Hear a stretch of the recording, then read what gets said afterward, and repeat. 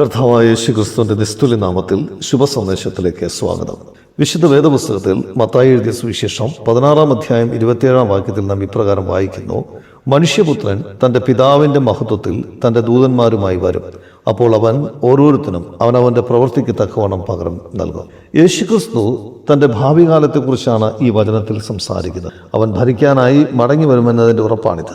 മനുഷ്യപുത്രൻ എന്ന തലക്കെട്ട് അവന്റെ മഹത്വത്തെയാണ് കാണിക്കുന്നത്. കർത്താവ് യേശുക്രിസ്തു സകല മാനവരാശിക്കും വേണ്ടി ഈ ലോകത്തിലേക്ക് മനുഷ്യനായി അവതരിച്ചു.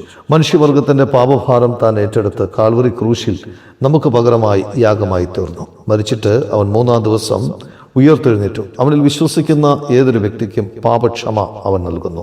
അവനെ തങ്ങളുടെ ജീവിതത്തിൽ കർത്താവും രക്ഷകനുമായി സ്വീകരിക്കുന്നവർക്കാണ് ഈ പാപമോചനവും രക്ഷയും ലഭിക്കുന്നത്. അവരെ തൻ്റെ സഹോദരങ്ങൾ എന്ന് വിളിക്കാൻ അവൻ മടിക്കുന്നില്ല. സെഖര്യാവിന്റെ പുസ്തകം 12-ാം അധ്യായം 10-ാം വാക്യത്തിൽ നമ്മൾ ഇപ്രകാരം വായിക്കുന്നു: ഞാൻ ദാവീദ് ഗൃഹത്തിന്മേലും യെരൂശലേം നിവാസികളുടെ മേലും കൃപയുടെയും യാചനകളുടെയും ആത്മാവിനെ പകരും.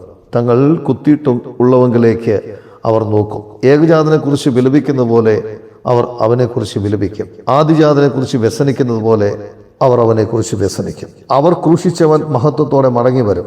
അന്ന് അവനെ നിരസിച്ച സകല മനുഷ്യവർഗവും അവനെ കാണും. തങ്ങളുടെ ഏകമകന് വേണ്ടി കരയുന്നത് പോലെ അന്ന് അവർ പശ്ചാത്തപിക്കുകയും നെഞ്ചത്തടിച്ച് വിലപിക്കുകയും ചെയ്യും. അവനെ തള്ളിക്കളഞ്ഞതിലുള്ള പശ്ചാത്താപം ആ ദിവസം ഉണ്ടാകുമെങ്കിലും അപ്പോഴേക്കും വളരെ വൈകിപ്പോയിരിക്കും. കാരണം ഇനി അവൻ വരുന്നത് ന്യായവിധിക്കും ഭരണത്തിനുമായാണ്.